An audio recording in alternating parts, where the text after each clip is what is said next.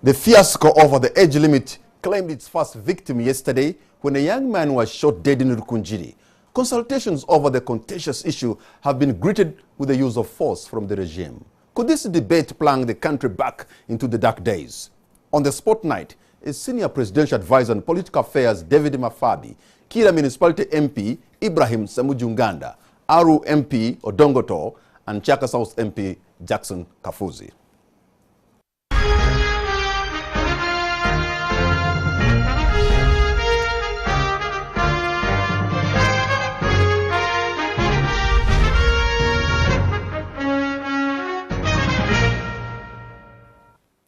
Gentlemen, welcome to the show. The national spotlight is on you tonight. Honorable Jackson Kafuzi will find us. I'm told he's on his way driving from Chaka County. And so we are grateful that you accepted to be on this show tonight. If I may begin with you in the middle, David Mafabi. We have seen the Elders Forum in Toro. We have seen the elders, former Chief Justice Wako Wambuzi, the elders, former Prime Minister Apollon Sibambi, all of them saying, do not touch the Constitution. Why can't you smell the coffee? Well, thank you very much, Patrick. Good evening, viewers. And good evening to the honorable members of Parliament who are here. As far as I'm concerned, well, this discussion has taken many dimensions, some of them very painful, like you're commenting just before we came on air. But to me, at the heart of this matter is a question of the maximum utilization of all our human resources to restart our journey, the journey which has been interrupted by many processes over the last 100, 200, 300, 400 years, to rediscover the trajectory where Africa was a world leader, where the home of life to the planet, home of civilization, we lost it. So in this, we must maximally utilize all our human resources. Rediscover our journey and our trajectory. Absolutely. This is one of the reasons why. Now, this is one of them. At least for me, to utilize, the principle is one. To utilize maximally all our human resources, old, young, disabled, whatever it is. So any impediment, maybe in the law or any other arrangement that stops or delays that process should be straightened. So when there are men and women of experience and advanced age who have been in position of leadership and have given some wise counsel, and we are inclined to believe them, should we just brush aside what they are saying? Those are men and women I respect very much, who I happen to know personally, but their example actually helps to make the point. Retired Justice Ogola, all the eminent citizens you're talking about, like my senior colleague, the Honorable Nagenda, with whom we do not agree, people of advanced age who have sharp minds have been making the case that we needed even a more comprehensive review to enable us, for instance, have a Senate where brains, where resources like that are maximally utilized. Just look at them. I respect them. I don't agree with them. But what does it say about their minds? The human resources Uganda has developed. Other countries utilize them. These are the people who would be in a second chamber of parliament, the Justice Ogolas. People like my elder Muzee Kaonga Samogeri, who is my friend, who I respect. These brains, on account of age, there may be other issues, other problems, yes, let's address them. But that very item on its own, the issue of age being an obstacle will not stand. Honorable Odongoto, many have accused those who are opposed, including yourself, sir, for lifting the presidential age limit, of using what they've called rowdy tactics in the field and in parliament, because you do not have the numbers, but also sometimes you cannot stand the argument. How do you respond? We don't run sort of raising arguments against age limits. The arguments are very clear, but there are times in life you should use any means at your disposal. You remember Mike Tyson even used his tongue, his teeth to bite the ears of Evander Holyfield. This is the best boxer in the whole world. So we don't lack the arguments. Everyone knows, including my good colleague here, Mafabi. But you know, that was disgraceful. Yeah, what was disgraceful? By biting Evander Holyfield. Yeah, what I'm trying to say, when you're fighting a dictatorship, you use any means at your disposal to ensure that the dictatorship is dislodged. David Mafabi here knows. When Obote was removed from power, he was one of the youths in the bush, the commandos. They carried guns. They shot and killed very many people to try to bring Obote back.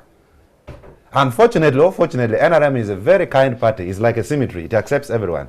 It accepts the David Mafabi, it accepts people who have done wrong things. They are victims of the people he shot who are even out there while they were in the bush. Foba, bring Obote back. Actually, I am his campaign manager. I wanted him to go to the East African Parliament, but I was told that we cannot take someone who killed people. So what I'm trying to say, where a regime uses people who have no reputation in the society, people who have been criminals, to campaign for opening presidential age limits, then we have a problem. But what I need to say very clearly is that even when Parliament resumes for the third reading, second and third reading, it's not going to be business as usual. Because out there, people are being killed, people are being tear gassed, rallies are being dispersed, people have no platform. The only remaining platform now is Parliament, which they have also raided and raped. So now, when you say it's not going to be business as usual, if I can turn to you, Honorable Ibrahim, I mean, Parliament is an area for where you are supposed to argue, debate in a civil manner. Are we likely to engage in things that happened last time? Probably sing a national anthem and there's no debate? You see, I have seen many people trying to sanitize what happened on September 27th. And the tendency is to debate the outcome and not the process. We did not start by singing the national anthem. When the Deputy Speaker Jacob Olanya was in chair, we raised issues concerning our own security in Parliament. A minister of this government walked into Parliament with a pistol. I was a journalist in Parliament during the time Honorable Sekandi was a speaker. Honorable Agura complained that you had ministers who were entering the parliamentary compound with their bodyguards. And Sekandi ordered all the ministers to take their bodyguards outside the parliamentary gardens. Today you have a minister who walks into Parliament with a gun. And I told the speaker, the man walked to me and threatened my life. And the speaker treated it as a trivial matter until when the speaker herself came back to tell Parliament that actually Ronald Chibure had walked into parliamentary chambers with a gun. What did he say to you when he came to you, Honorable Kibule? He said, they will kill you, this matter we can kill. And I didn't take it lightly because I saw the man with a gun. He even has escorts. See, the trouble with part of our elite is to continuously blame the victims. A man walks into parliamentary chambers, even the life of Kadaga was at stake. You have seen in a land conflict, bodyguards of Chibule shooting and killing a person. So what we are raising were legitimate issues of our own security, and we said we can't continue debate. Let's first sort out things. Sort out our own security, then you can debate. Now someone says Parliament is a place for debating with the armed people. I mean, Uganda is such a unique country that ministers will walk in with guns and they are telling me that Parliament is a place for debating. So, Honorable Ochemuju, so that's where, if you can tell us what is likely to happen in an event that the Honorable Mafabis and company have got their numbers, they have got a leeway because the constitution can be amended, and they go in and they do what they want to do. What is your strategy other than... Yes, the numbers don't work. If you have been living in this country lately, you saw that numbers had to be reinforced with SFC. The numbers just disappeared. They didn't find the numbers. They needed reinforcement from SFC. So the trouble with that room behind the seat of the speaker is where our side and the side of government ordinarily should go and harmonize position. And it's not the first time. That's where they threw me and I was grabbed by SFC. They started strangling me. You see, when you are running a country, it's not a village meeting. Even if there are people who disagree with you, you must listen to them and find a solution. what happened in Parliament was because Mafawi's side thought the moment you have numbers, does not matter how those numbers came into being, you can go and bulldoze Parliament. They realized that it doesn't work. Let me tell you, in 1980, after the 1980 general elections in December, Mr. Museveni, who had lost elections in Mbarara North, with just about 40 boys, are the ones who went to start a war. And at the conclusion of that war, we had lost nearly 500,000 people. And I keep telling people in government, I even told Otafili, my friend, that you see, for me, I am a coward. I'm just putting on a red ribbon. For you, at my age, you picked a gun. When we argue, it is not that Odongo to Osemuju are the ones who are going to cause trouble. But this country is not short of agents of trouble.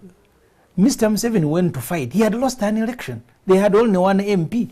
And for the next 5 years, the economy of this country was not functioning. I have read a book by Pecos Kutesa, by Mateo Charigonza, and both of them argue that they were terrorists. Charigonza in his book says his job was to make sure Kampala goes to sleep at 3. Okay. Pecos Kutesa even explains how they went to bomb a fuel depot in industrial area. Yes, you've made so when we invite people who are in government to behave responsibly, they think us who go on TV and talk are the ones who are issuing threats. David, this country is not Mr. short Mafabi, of agents of trouble. For many people who opposed you, it's clearly, for them it's very clear. It's a life presidency project for President Museveni, because he's going to be the first beneficiary of this law when you change it. He was the first beneficiary of the term limit. He's going to benefit this. And he told your caucus that, yes, he's behind it, even though at one point you spoke with clarity that he could not go on after 75. Well, and I remember your interview with him, and I'll come back to that at some point. Yes, he could very well be beneficiary. That's possible. It could very well be. That can also be discussed on its own merit. That could be discussed on its own merit. You are proposing this for President Museveni, aren't you? You see, let me give you my point of view. Like you said, it could very well be a beneficiary.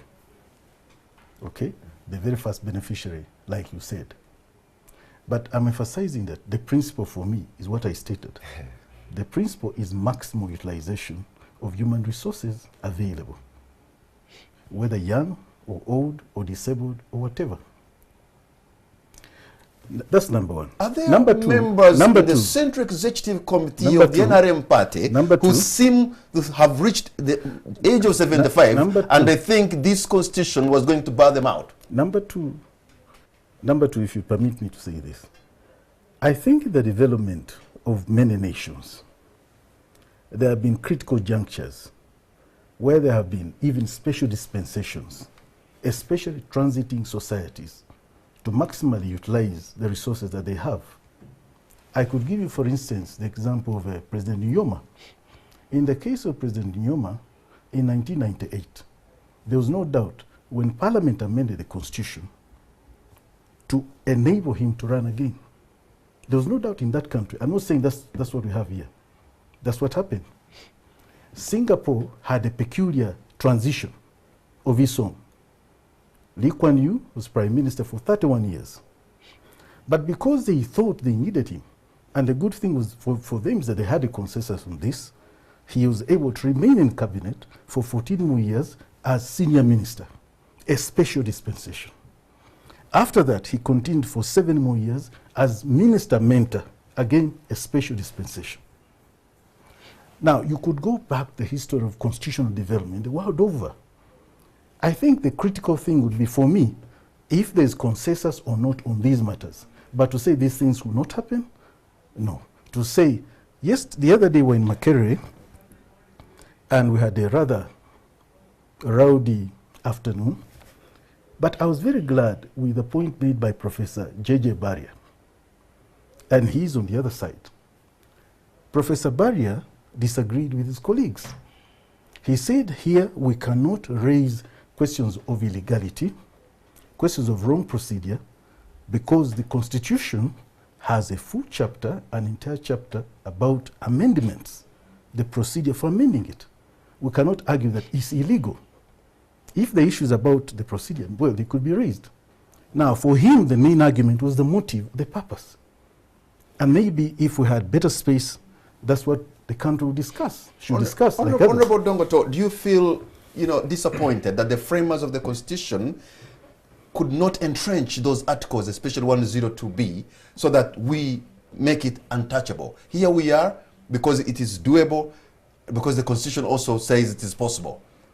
You see, one time my good friend, Minister of Defense, now Adolphe Mwesigye, told me that even if you entrench Article 102B, it just takes one amendment to remove it from the list of those entrenched articles.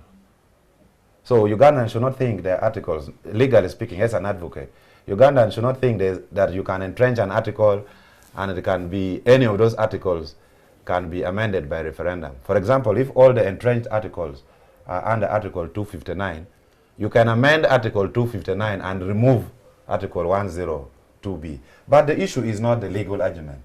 The issue is the political argument.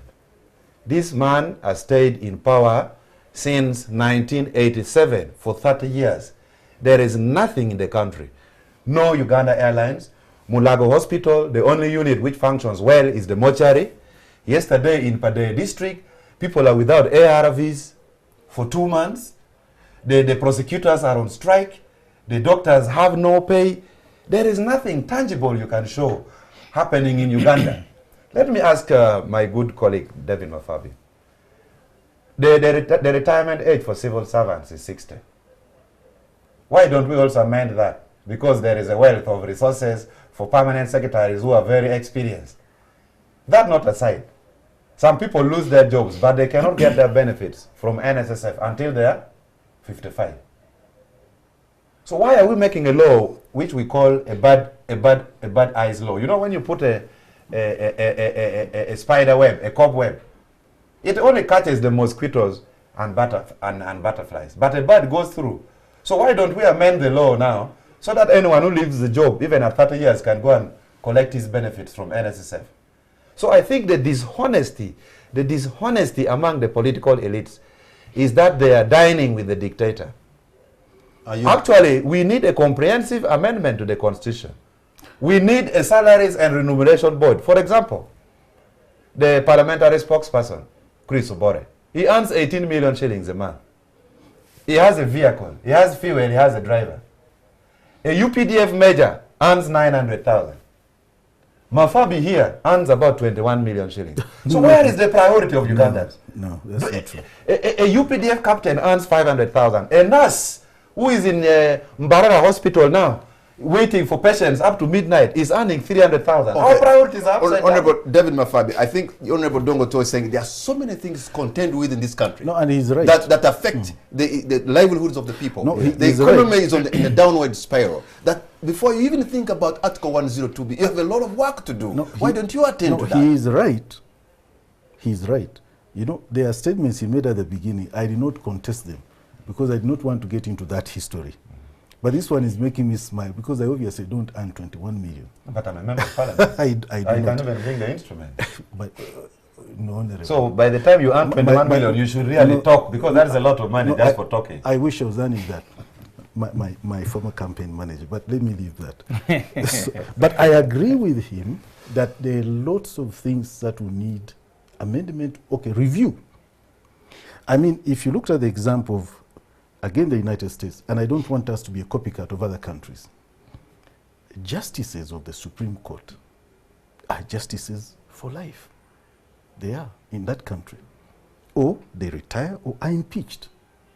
Now, that is their dispensation, their jurisdiction. And I would agree that it would be important to tie up everything so that you have a construct, a template that works across. I mean, I agree with what Honorable is saying.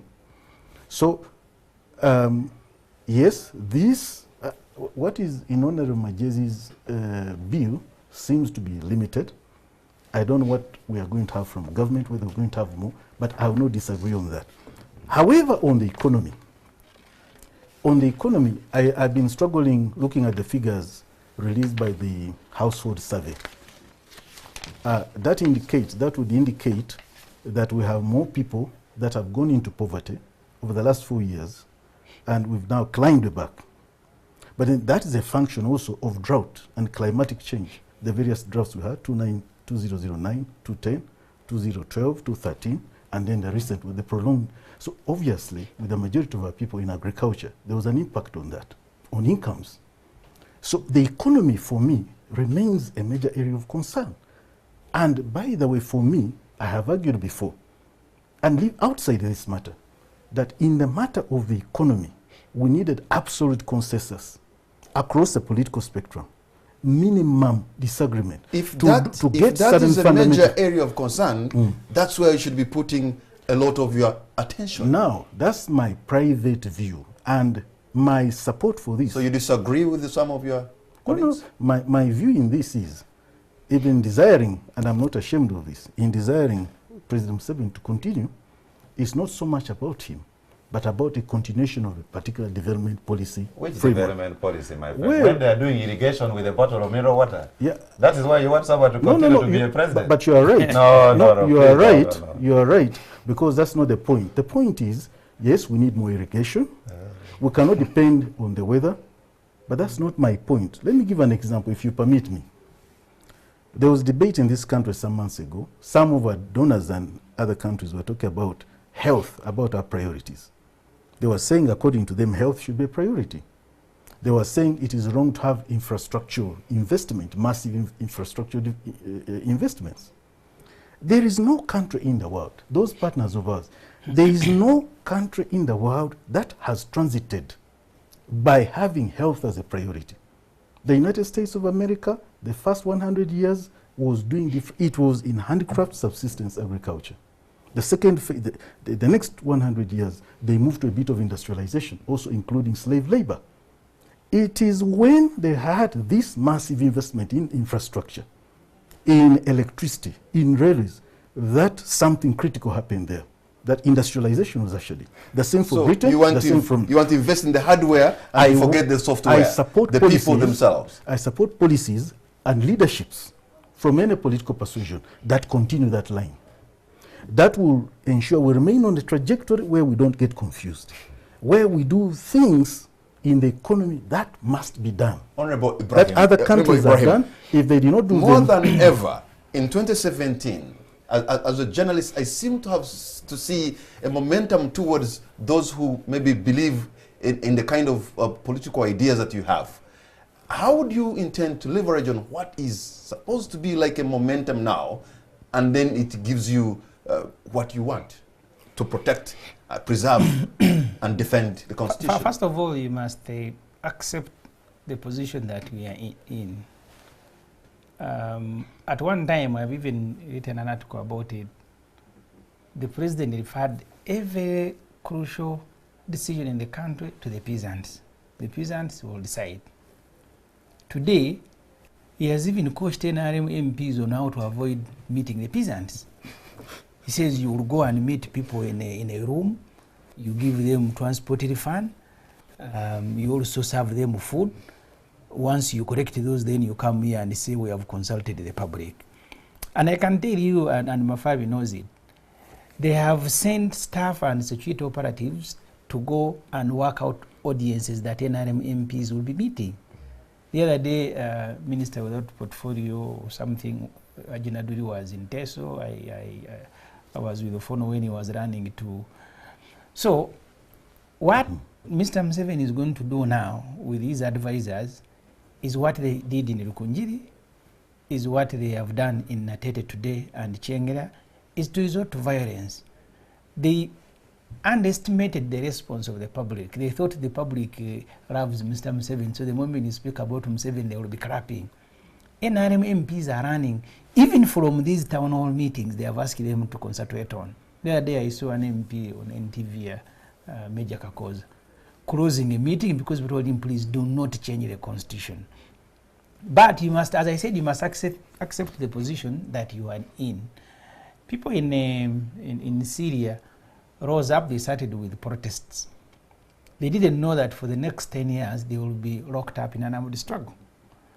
What Mafabi doesn't know that people keep moving from one situation to another. Nobody, even me, I didn't know that at one time MPs will be fighting in the parliament.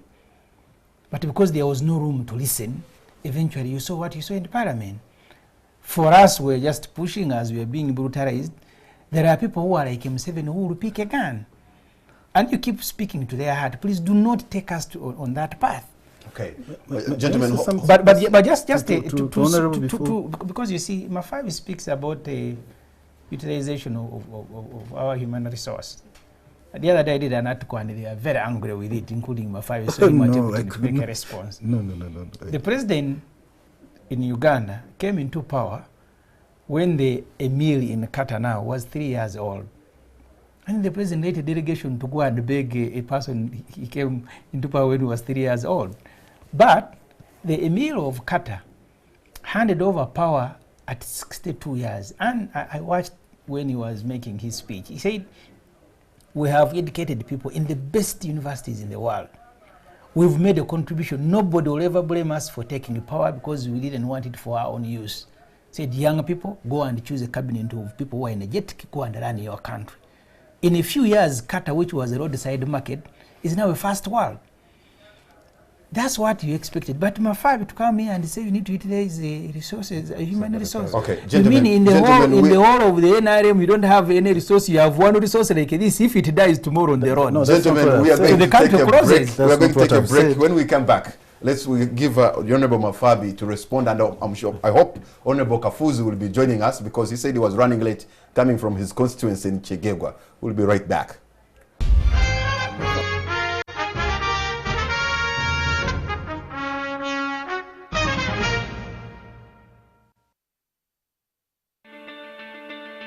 Life. Sometimes we try. Ask why. We cry, break, and wish we could die. Hope, daydream, window shopping, things we could buy. School fees, daily cheese. We get on our knees, and still, nothing comes with ease. But if we keep getting up again and again, understanding that no pain, no gain, never giving up, pushing up, hooking up with a startup, you stand up, set up, and realize it's time to wake up. Because you are a winner and headed up.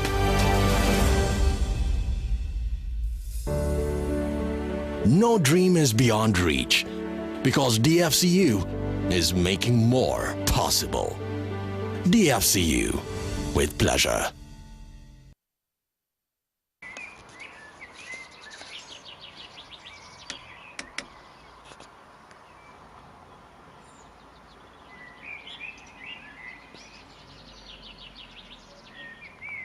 With so much to win from Plascon, do whatever it takes to paint. Paint and Win Season 6 is here. Buy paint worth 100k, get a scratch card, and SMS the code to 6565 for a chance to win great prizes, including a trip for two to watch Manchester United play at Old Trafford. Paint and Win with Plascon. Color your world.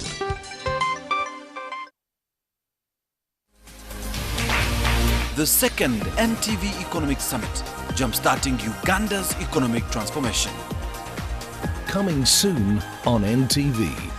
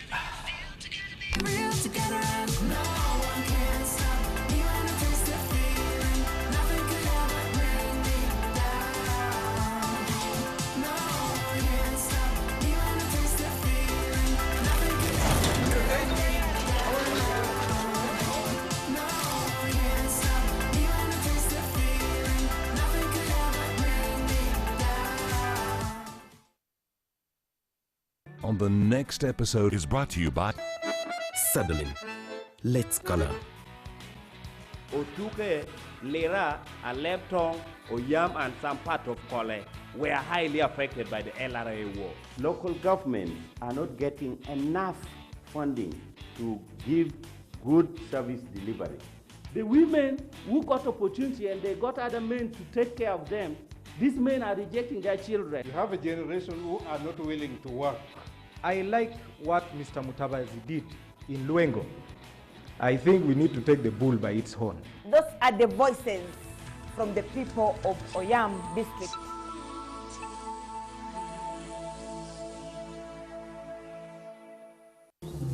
Inspired by the world's most beautiful places, Settling has been bringing color to the world since 1907.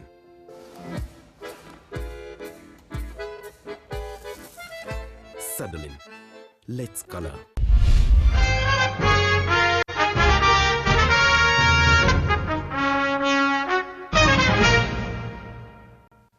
Welcome back. You're watching On The Spot. My name is Patrick Amara. My guests tonight are Honorable Ibrahim Semujunganda, Mr. David Mafabi, and Honorable Odongoto. And we are discussing the proposed amendment of Article 102B of the Constitution.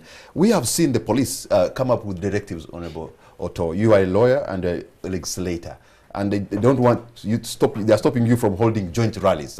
What is going to be your response? But I thought I had something smaller before. Oh, sure, you did. Yes. And it was just to say this.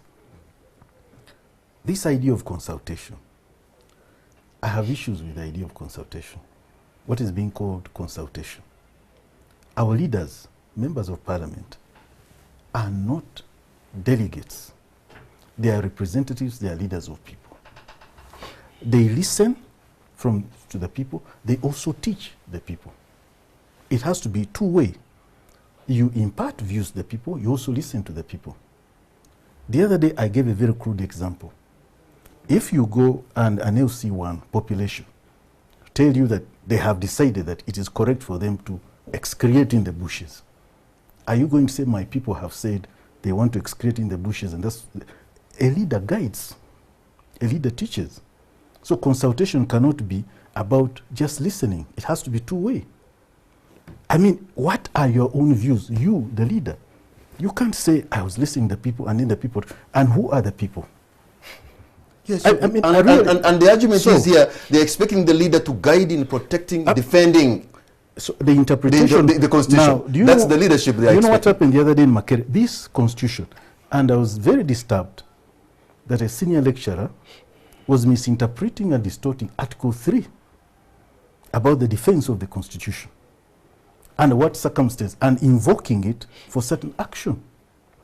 And you teach, you listen, you guide. It's two-way. You don't say, I have listened to the people, and the people have now. Who are the people? Which people? Where did you find these people? So I think my point is about a two-way discussion between our leaders and the population. So can we consult animals and pigs? Because wherever you go, you find people. Do you have any? No, all I'm saying, Honorable, is two-way. Not to say that people have told me. So you're suggesting that their views can be disregarded if a leader gives leadership but on a certain issue? Some of us, I started going out before all this happened for two reasons. Number one, I thought the debate was distorted. Then number two, what the honorables are talking about, but from the other side, there was a lot of intimidation and harassment. So it's not that, it's that really, some of us would desire that the whole country moves together on this one. We would desire that there would be more debate, more consensus on this. Before I turn to Honorable Dongoto, there are many people who know you in this country, and I think you're a very articulate, very intelligent person. But on this one, they're challenging you with all respect. Why do you think they have changed their views over how you think? I think it's a political disagreement.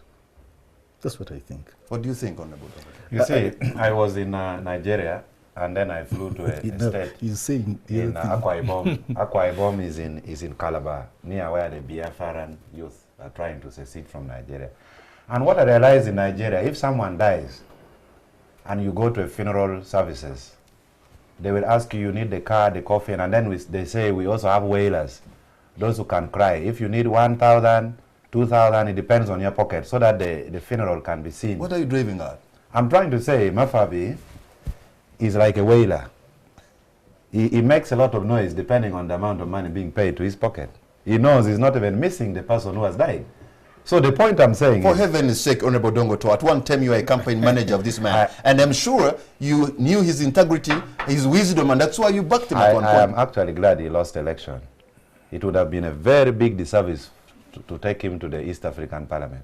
But that aside, today, the NRM members launched their campaign in Natete. They are all with yellow ribbons.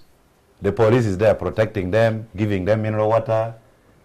The police is there with fans to make sure they're... And in that consultation, you see, for us, we've been stopped from accessing even in Natete, but in Naduri, he's escorted by police to go and speak to people, and he's not from Natete.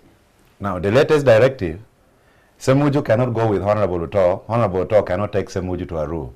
You see, the constituencies around Kampala, like Nakawa, this one of Semuju, they are different. We have Achuri quarters. We have Teso quarters. We have Karmojong quarters. We have Marua joints there.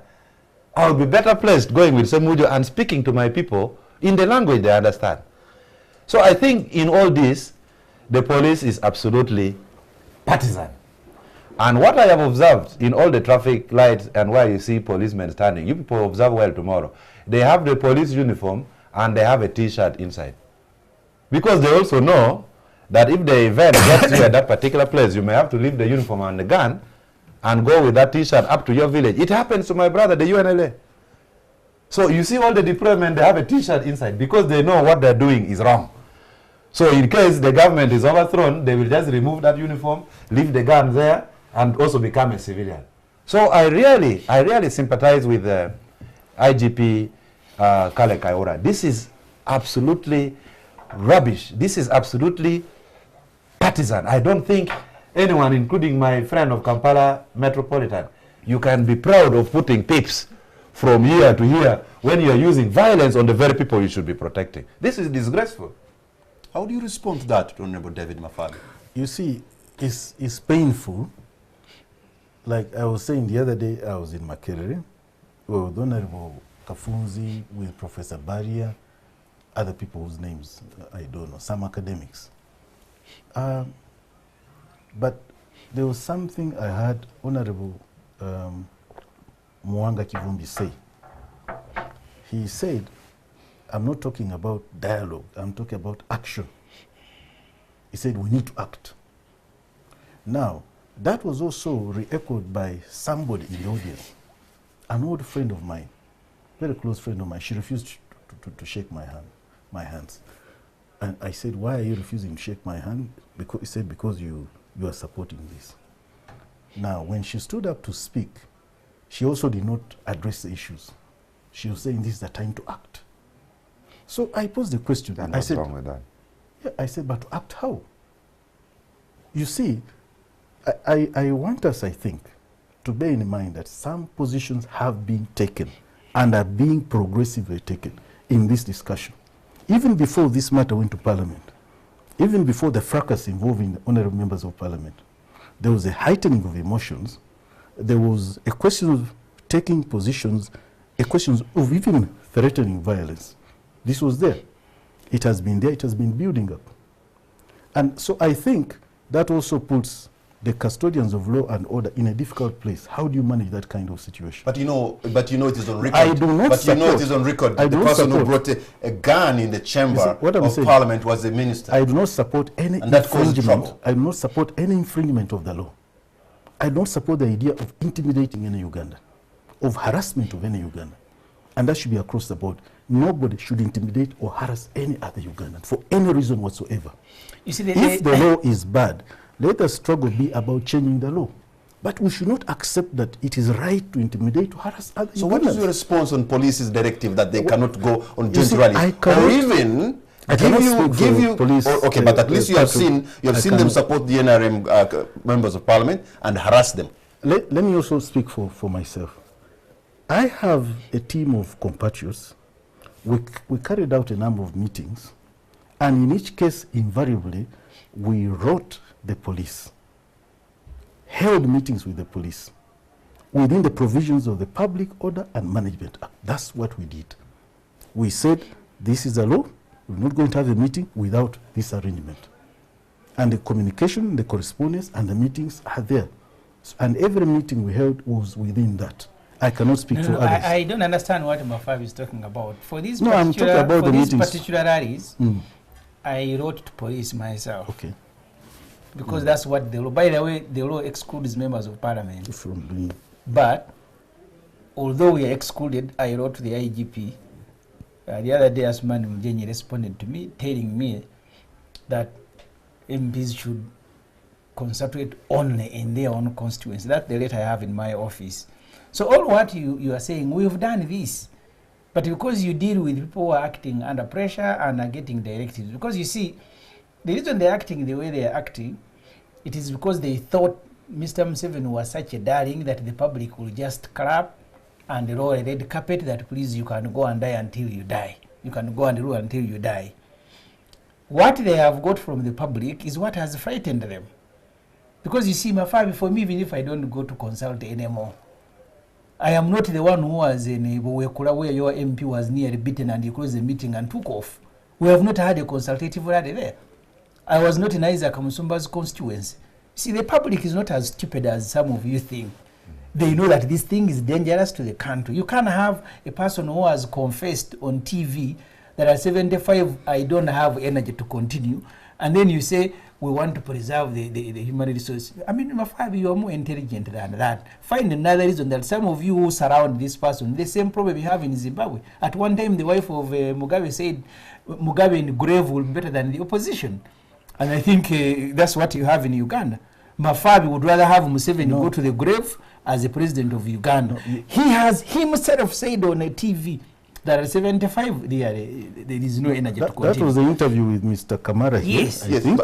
And could I say sometime in 2012, my personal comment about that? All right. Well, yes. It was for public consumption. I heard that, and it was being replayed. And let me tell you what some people told me.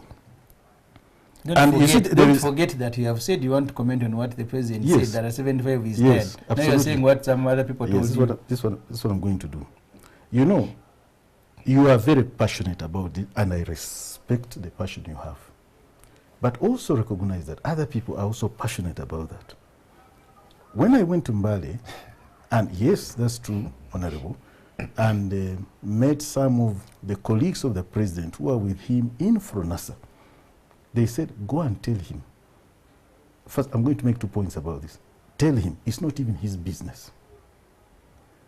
It's not his business to just opt out. He will have to consult. But this is constitutional. I'm reporting. Wait. This is constitutional. I'm reporting.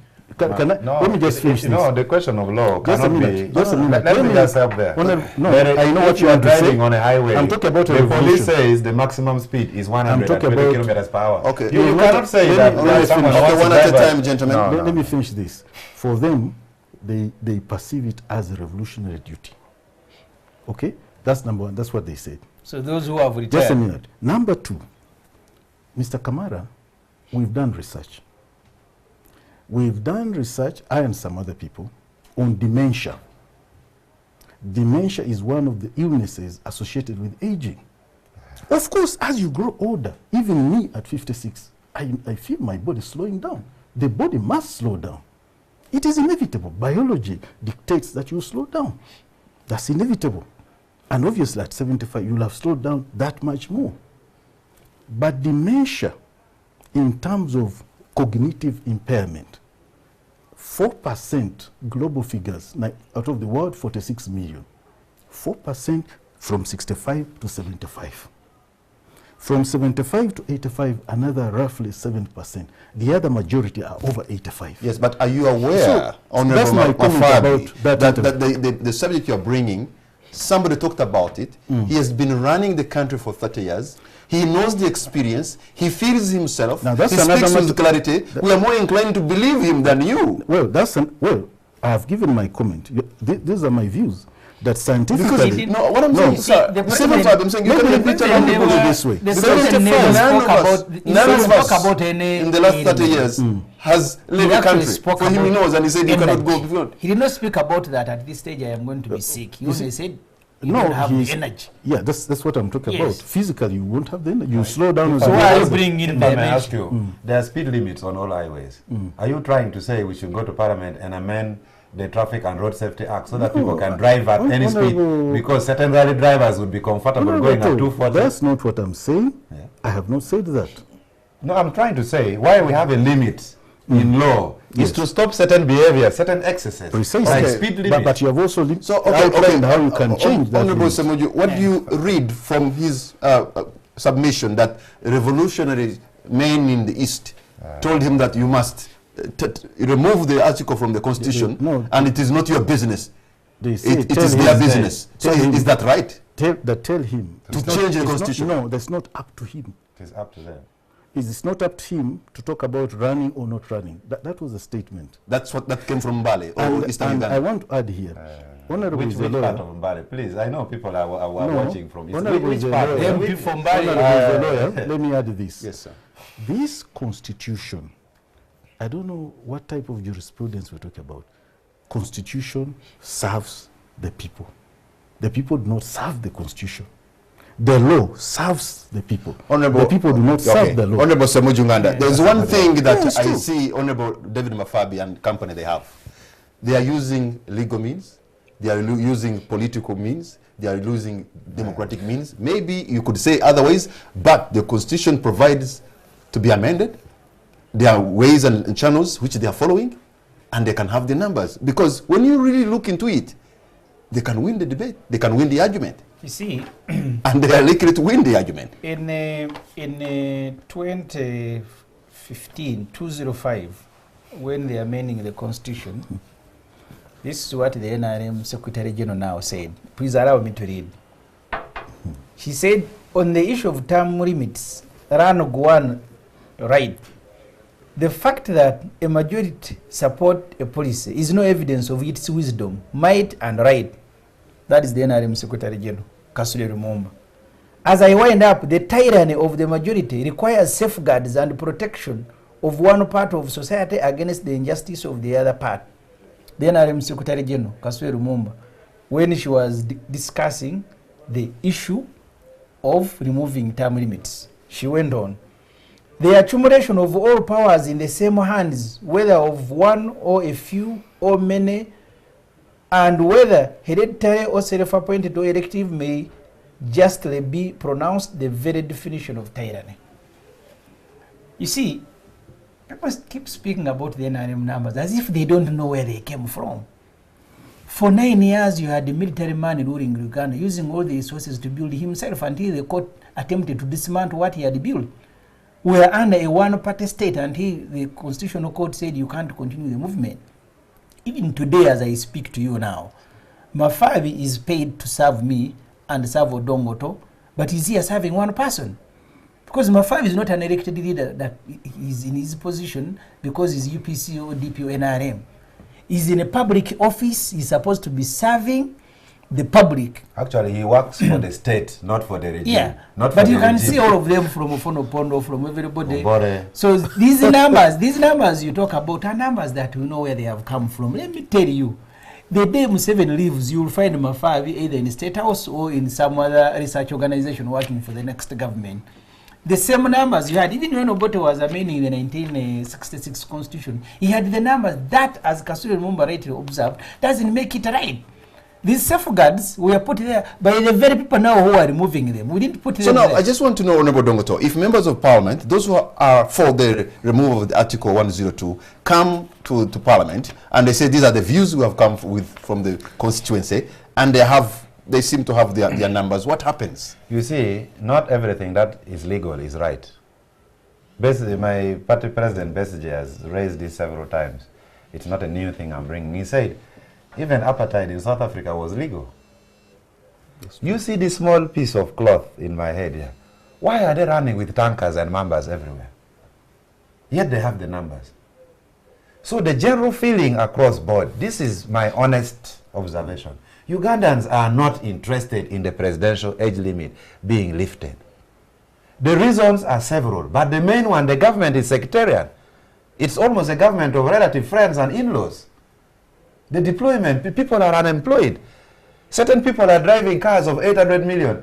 Others are going to money lenders to borrow 1,000 shillings to pay in 3 weeks. I've gone to Kiseka Market. I've seen young youths from the central sharpening knives for a living. I've seen people collecting empty bottles of mineral water to serve matunda juice to other people. And others are flying in business class in Emirates, going to different cities of the world. So the government is sectarian in its current form. I was telling my honorable colleague Semuju the other day, even this parliament needs to be reviewed. Out of the 400 MPs, over 200 MPs come from one region. Actually, even Ugandans are not 35 million people. The census results was rigged. We cannot be 35 million people. At most, I even wrote to the census body, at most we can be 29 million people. So where are the excess 10 million people coming from? Why would a small country that you wake up in the morning, you can drive from Koboko to Kasese have 435 MPs? The traditional Acholi, Gulu, Kidgum, Pade, Lamor, Amoro, has 15 MPs before the new districts were created. The traditional Mbarara, one district, had 12 MPs. So one district can vote more than a sub-region. So the whole politics of Uganda needs to be rechecked. And my good friend, Honorable Mr. Mafabi, I think Ugandans are fed up. And you should listen to their feelings. Ugandans are fed up. The unemployment is increasing, poverty is increasing, the rich are growing rich and the poor are growing poor. That's why they want change. They don't want change for the sake of it. You see, just one point. I was stating at the reception, which I want to repeat now. People like David Mafabi are very lucky. For me, I go to church every day praying to God to help me know what will kill me. That is what bothers me. That's why I don't even fear these tankers, these members. But these people like Mafabi, David Mafabi, if you continue with the way you're talking, you are lucky you know what will kill you. Let me tell you today what will kill you. Political psychophancy. So go home and relax. At least you know how you will die. But the Ugandans out there are not happy. You will bring your tankers, you will bring your members. If the day comes, it will be very unfortunate. Honorable Mafabi, do you realize that the ground is a bit shifting now?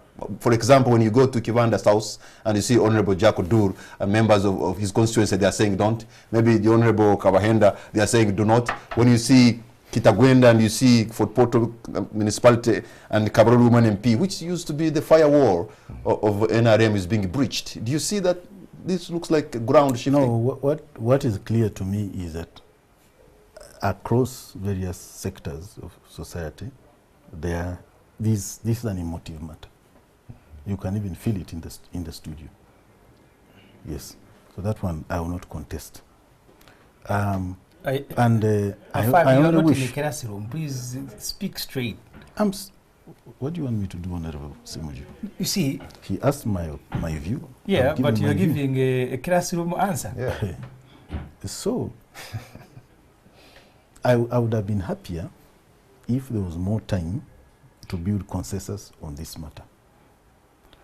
When Honorable Otto is talking about all the things he's talking about, and what he sees as the regionalization or whatever of the politics and so on, I love referring to the popular history of England.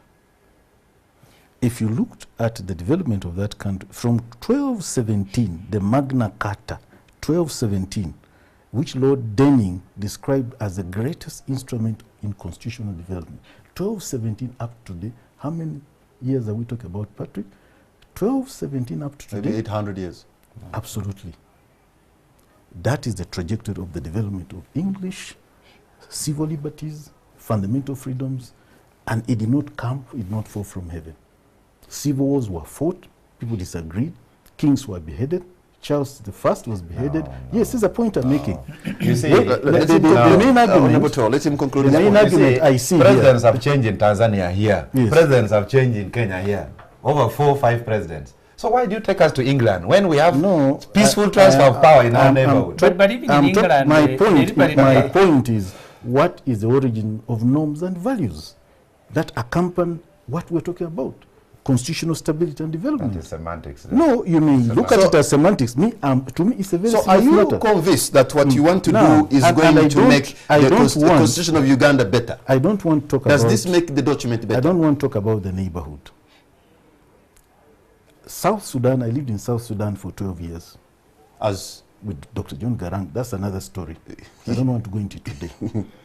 But you see the challenges there. Our colleagues in Kenya, our brethren in Kenya, have issues now. It's a delicate situation. Tanzania. DRC is a delicate situation. Kenya, There are issues. Kenya, there So are no problems in Kenya. They are testing their own democracy. No, you call it testing democracy, but that's how it was happening 2007, 2008 when we were bordering on genocide. Yeah, so I am saying that just 1,700 people died. Patrick, Here, 500,000. Patrick, it is not. I want to look at all African peoples. Let me describe them as some kind of midgets or dwarfs. Then they get into a competition, arguing, "I'm taller than you. I am better than you." There are qualitative parameters in each of these countries, which have sub-Saharan Africa. You cannot say any country has arrived. The constitutional development, stabilization of this country, in my view, will take another 20, 30, 40 years.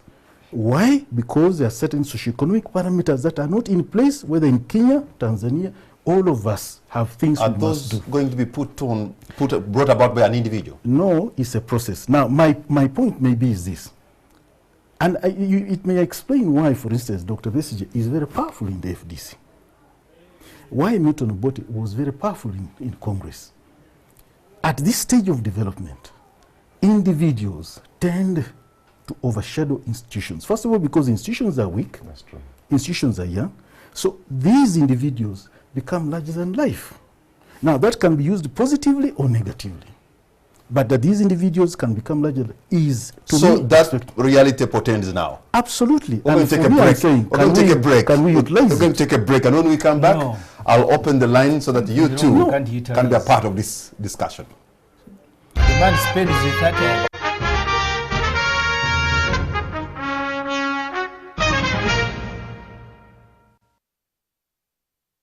Selena! Hello. Kitchen gets a 10 out of 10. Thank you. This also gets a 10. Should we see the toilet now? Sure. This gets just 1. It is clean. But not perfect. Better than my cleaners? Impossible. Challenge. Try the new Harpic 10X. Compared to ordinary cleaners, Harpic's thick formulation removes yellow stains 10 times better, giving you a sparkling clean toilet. Wow! Now you also take the Harpic 10X Challenge. Daily exposure to different environments leads to a buildup of germs, oil, and dirt. These can cause blemishes and uneven skin tone. You need new Dettol Even Tone. It removes 99.9% of germs and is formulated to remove excess oil and dirt, helping to reduce the appearance of blemishes. Giving your family the confidence of healthy, even-toned skin. For an even better you, new Dettol Even Tone. Dettol, be 100% sure.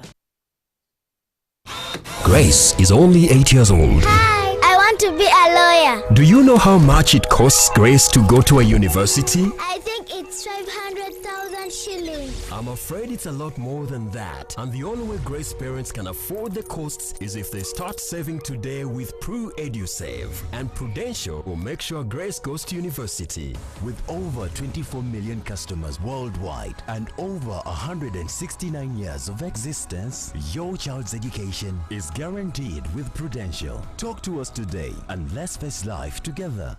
Tulinawe. Prudential Assurance Uganda Limited is regulated by the Insurance Regulatory Authority. Don't miss this week's episode of Coke Studio Africa. Kenyan rap god Nyashinsky and SA supergroup Mafiki Zolo create an original smash hit. Tanzanian Queen Nandi teams up with Ethiopian Betty G for an unforgettable throwback track. And Ugandan powerhouse Eddie Kenzo joins Bisa Kede from Ghana as they lend their skills to this week's big break artist. Only on Coke Studio Africa. This is where the second NTV Economic Summit, jumpstarting Uganda's economic transformation. Coming soon on NTV.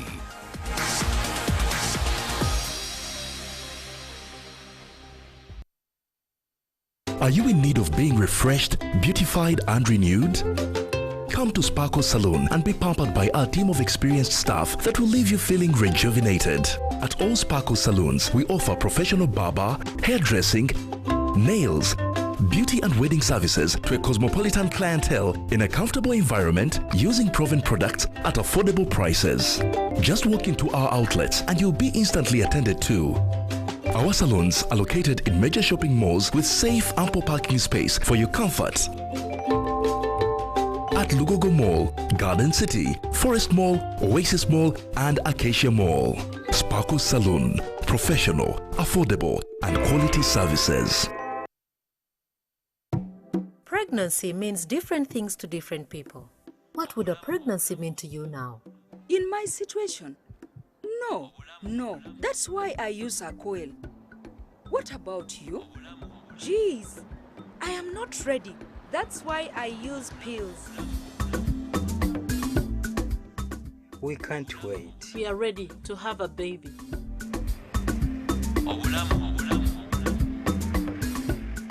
Man, I can't feed another child, so I support my wife to use implants.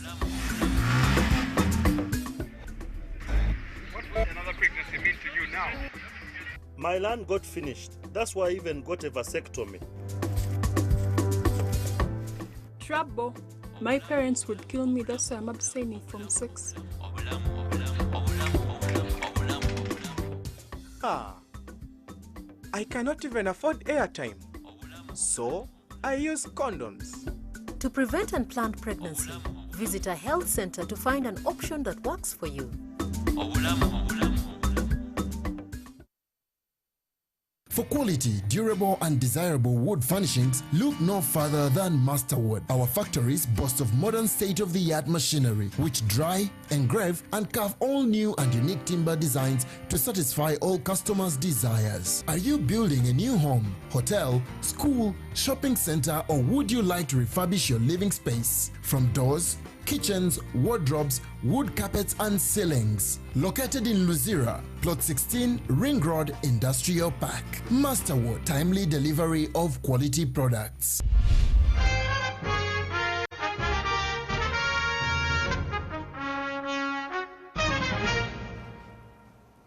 Welcome back. You're watching On the Spot. My name is Patrick Amara and my guests tonight are Honorable Ibrahim Semujungand, Mr. David Mafabi and Honorable Dongoto. We are discussing the proposed constitutional amendment of Article 102B to remove the presidential age limit from the Constitution. Now, you members of Parliament are busy consulting your constituents, your voters, and I'm told there's 20 million shillings to go around for each one of you? 30. 30 now? Yeah. So are you picking it? First of all, this money is not available in the parliamentary budget. But Mr. Museveni is a very intelligent operator. He wanted to throw something to his MPs, and the best way to do it was to pretend that they are going to consult people. The MPs are already consulting, but the money is there because they want it. Let me tell you, this country is in trouble. When they went for that NRM meeting, one of the many MPs from TESO stood up and said, Mr. President, what you are telling us already, and what you want is money. And that's when he went into a big lecture telling you, please, money is going to cause you a problem. Then after the 13th October meeting in Prime Minister's office, he went to State House into smaller other meetings. And all they are discussing there is money. How much are you giving us? That's where we have reached. And I had an opportunity. Actually, in relation to money, there's a day I went to have lunch in the parliamentary canteen. I lost appetite because I was in the lift with 4 MPs. And they were saying, one was saying, this 102 is very unpopular. If we vote for it, people are going to vote us out. So what the president should do, they should give us 1 billion each, the parliamentary pay for 2021 to 2026. So that even if people vote us out, we would have got our money. Now, there are those who know it is suicide to vote yes in Parliament. So they are saying 1 billion each. But I heard they stated in the caucus that they are going to throw a hook in the river so that they are first going to give them something. When the fish comes out of the river, then they will add the balance. So I'm very disappointed when members of Parliament, some are talking in terms of 1 2 billion shillings, and yet an ordinary nurse in Chegwegwa there, a doctor in Mulago Hospital. I was in Mbarara Hospital over the weekend. I had a patient there. I saw one Dr. Bua working very passionately, and when I asked him how much his salary was, he said 1.1. Now, how do you preach patriotism when a few rich MPs are smiling all the way to the bank, and this teacher has to ride a bicycle 8 kilometers to go and teach in a primary school for 280? This soldier has to sleep in a quarter guard for 280,000 a month, and someone wants to walk away with 1 billion shillings. And if I was speaking about the economy, you can't grow economy when everything that you collect, you're just sharing it. Because you are not investing the money that we collect. And I told the president one time we had a talk show, a radio talk show, that the moment the president became the main project and all our expenditure is to help him entrench himself into power, that's when we lost it. Because the amount of money we're using for politics. Even in Mafai, just to go and read the policy statement from the president and State House. The president now, in State House alone, he employs 750 people at his residence. In the president's office, he employs over 600 people. So in total, he has a staff bigger than a big secondary school. Some of them will never see him. These presidential advisors, at one time he was a presidential assistant, but the salary there is not as big as a presidential advisor. So that's why. So and you he doesn't even know how to grow from being a presidential assistant to a presidential advisor. Allowances to appear on this show. Okay, this is too much now. The gentleman needs some kind of protection here. But Mafabi doesn't need protection. He's strong enough. But the thing about allowances to appear, honestly, that's a little bit. No, you are drawing allowances running all over the country that we are doing preliminary analysis. We know money is changing hands. So if you are working for money, just tell us you are working for money. Okay, but gentlemen, the question of money, the issue is rather go fishing in Eastern Uganda. I can say one thing. I can say one thing. I attended the last meeting, the caucus meeting in the office of the Prime Minister, as part of the staff of the President, and I can confirm that no such figures were mentioned. And indeed, it is true, when one of the honorable members was talking about facilitation for consultation, the President said you must be very, very careful about money. He made the point. Not that the money is not available. He said the money will cause you problems in your constituency. Absolutely. Yeah. Yes, I confirm that. He said so. So, and he was saying what you really need if you're consulting is food and transport refund. That's all. Yeah. And he said you have to be clear and transparent about it. So, Honorable Mafabi, what is going to happen when you are the voters, like we have seen in different constituencies, saying no, in very emphatic? Ultimately, this is a matter for Parliament. It will be settled on the floor of Parliament. The people are important, very, very important. Like I was saying, it will be very, very desirable that the country moves with the amendment, especially one where there is so much passion. And I wish there was time to build a consensus around it. Okay. So yes, there are passions, but I really wish there was the discussion, even discussion behind discussion, about for instance, let me say what some of us are talking about. Like me, we're not talking just about lifting 102B. We are talking about the possibility of restoring term limits. Yes, we are talking about the most important thing I want. The most important thing I want to some of us are talking about the desirability of, for instance, of having a Senate. I mean, some of us would have wished to have a more comprehensive constitutional review. A Senate of Abiriga, what difference does it make? But for me, the most important point in all this, why Abiriga? The most important thing in all this is that while Mafabi passionately wants a constitution change to benefit President Museveni, President Museveni is going to be 76 at the next general elections.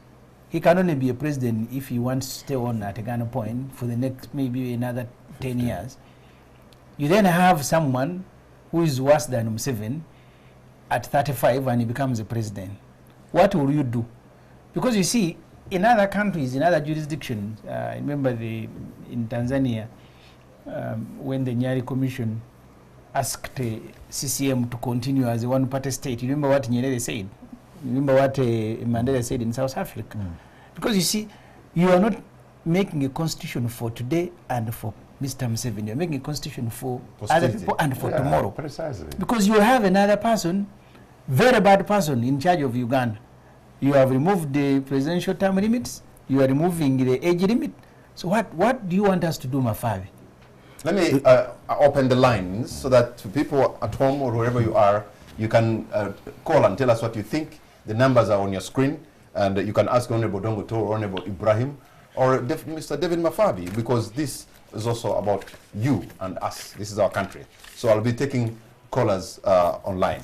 But as the callers come in, there's one thing that Honorable Ibrahim that remains true, is that whatever they are doing is within the legal means, democratic means, and the Constitution provides for it. That, as Honorable Dongoto said, doesn't make it right. But then, how do you counter it? You don't counter that. Honorable Ibrahim raised a very important matter. And I'm in agreement with what he was saying. And that's why I keep going back to the real source of norms and values. How do you grow norms? How do you... It may not appear immediate, but for me it's very immediate. So which norms is there in allowing someone to be president after 75 years? I'm not understanding what you're saying. Which norms? Ultimately, whether a constitution stands the test of time or not depends on how far it is reflecting the consolidation of certain norms and values in a society. He talked about Tanzania. It's important to remember that Mwalimu was at the helm of state affairs for a very long time. How many years? And first of all, he started by being leader. Wait, how many years? By being leader of TANU, which became CCM. So it is in his latter days, when he was retiring, on the verge of retirement, that one, multipartyism was reintroduced, that term limits were introduced. Yes, the founding father has a lot of authority. Founding leaders have a lot of authority. I mean, those leaders of independence had a lot of authority. And this is precisely why the wisdom was, as he retired, you now also restore term limits. But he had the authority to say, Mwinyi, no, you people, to even guide the process, choose between Mwinyi and Mkapa, and say, Kikwete, you wait, because you're young. That is the authority. So my argument is about young societies. You may regard it as a faulty or weak argument, but to me it's very important. Young societies, young democracies, they are extraordinary measures of growth, of social constitution engineering, even including special dispensations that you may have to put in place for this. Precisely because the institutions are weak. What Mafabi talks about, so what you do has already happened in Africa. In Togo, Ngwema chose to die in office. I'm not talking about the vice president was to supposed to take over the son who was in the military, the same situation you have in Uganda, nearly stopped the vice president from taking over. There was a lot of discussion by Nigerians to allow the vice president to complete the term. They told the son will help you to get into power. You've seen what is happening in Togo right now. Because the son thought, like his father, he cannot resort to the military. Now they're overrunning the country. The young people overrunning the country. You've seen them today, they're in parliament. So you're going to recreate the same situation here by talking about norms there, by talking about this and that. There is no science in this. The moment you want to run a country yourself and then hand it over to your children, you'll have the same results. Gaddafi attempted to do the same thing, you saw what happened to the family. Mubarak attempted to do the same thing, you saw what happened to Mubarak and his family.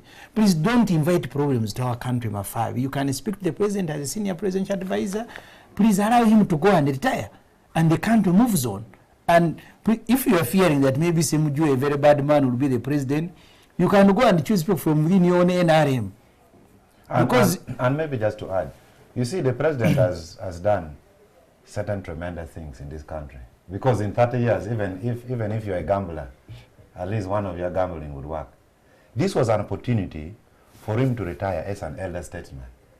But unfortunately, his continued stay in power is making the tribal sentiments in the country rise up. For example, now in Rukungiri, we are going for the burial tomorrow. They're saying Emunyankore killed our son. So you see, when you overstay in power, ethnic consciousness arise. And by the time President Museveni leaves, which he will leave, by the way, the term limit of God cannot be changed. At least a research which was done in the University of Yale shows that 1 out of every 1 person dies. So that term limit, you are not going to remove it. But what I don't want is the same thing which happened in Acholi. When Tito Kelo, Lutwa, and Basilio left power, it was like removing a tick from the cow. Blood powers in that spot. We lost over 2,000 Acholis in the armed forces and outside there because their parents were in power. We don't want President Museveni's leaving power to bring acrimony in Western Uganda. We don't want to have a minister for reconstruction of Western Uganda the way we have a minister for Northern Uganda. So advise the president to retire and to tell the country his retirement plan.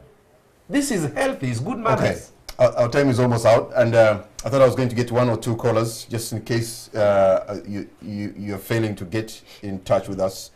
We're going to wrap it up here. I'm beginning with you, Honorable Ibrahim Semujunganda, to give us your concluding remarks. I want to make the same appeal I have made. The unfortunate thing. Yes, good evening, sir. Let me take one caller, maybe. Yes, sir. I have a call online. What's your name and where are you calling from? Hello. Good evening, sir. Yes, good evening. What's your name and where are you calling from? Can you make it precise, sir? This is Angston. I'm calling from Chevando. Okay. Now, what is bothering me about the movement is they are saying they are going for consultation, but the members who don't subscribe to the view of lifting the term limit have already been pushed out. Now, what if they consult people and people say they don't want you to be lifted? Are they going to come back and apologize to these members that they pushed? Because they didn't want it. Because they have not yet made a conclusion. They are going to consult people and see whether people like it. And the members who don't like it have already been pushed out. So that's why I subscribe to what Olusegun Jack said. You'd rather be ruled by one lion other than 1,000 rats. If President Museveni wants to be a dictator, let him come on and just say it. I want to be president for life. Let us go back to sleep instead of causing chaos and fighting here and there. It's the ludicrous. All right, thank you very much. The line was not the best. Maybe I can attempt to take one more because it's good that I involve you, who's our viewer tonight. Let me check just one. Hello, sir. Hello. Good evening, sir. What's your name and where are you calling from? Hello.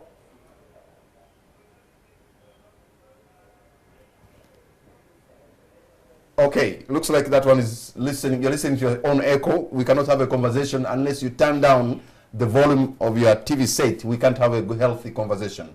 So let me attempt to take another caller, and this will be the last caller online. Hello. Hello.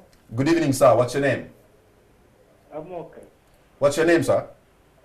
Yeah, this is the representative from Jinja. Okay, Ntinda, you're on air.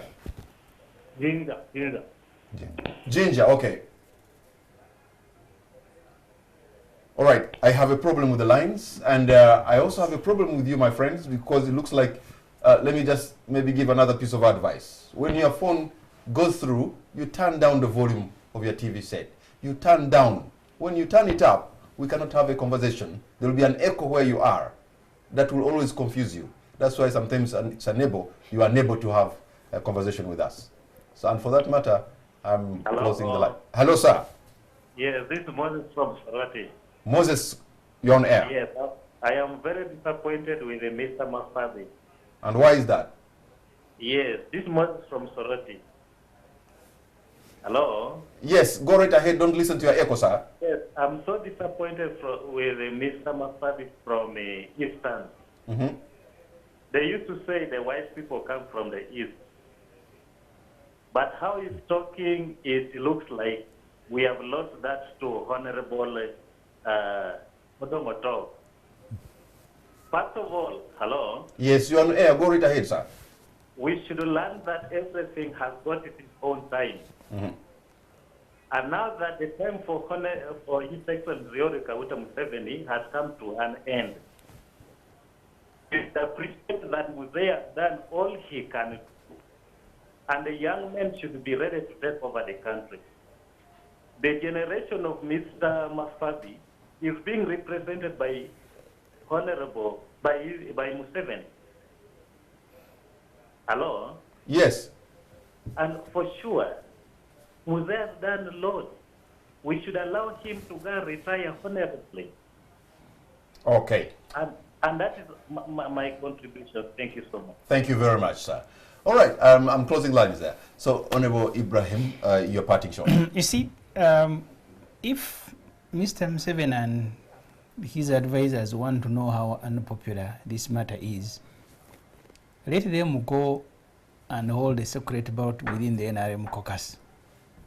I can tell you more than half of that caucus will vote, don't change this constitution. And Mafabi knows it. That's why, because at a level of parliament, if you have to be coached on how to go and consult, and you don't stop there, and then because yesterday I was speaking to MPs from Tororo, from Busia, from Mbare, they have sent vigilantes. They are going LC to LC, so you are supposed to sign now. I don't know how much money Mafabi you are giving. So this matter is unpopular. That's why you don't want to face the public. What is going to shock you is that even these meetings, except if you are going to fill them with the security, but even within the NRM, even meetings you have been holding, the other day we at Karerwe, you have had people from the Central Executive Committee of the NRM, at least those who have picked courage to speak out. This matter is not partisan. Okay. Honorable Dongoto. A colleague from Mbale texted me and said what Mafabi is saying is not true, that the people of Mbale have a very strong resolve against this term limit, this age limit. But all of what I want to say, Ugandans, I know there is a feeling of apathy, there is a feeling of fear. Some of us have positioned ourselves to be at the forefront of the battle. They are all indicators that this regime will collapse.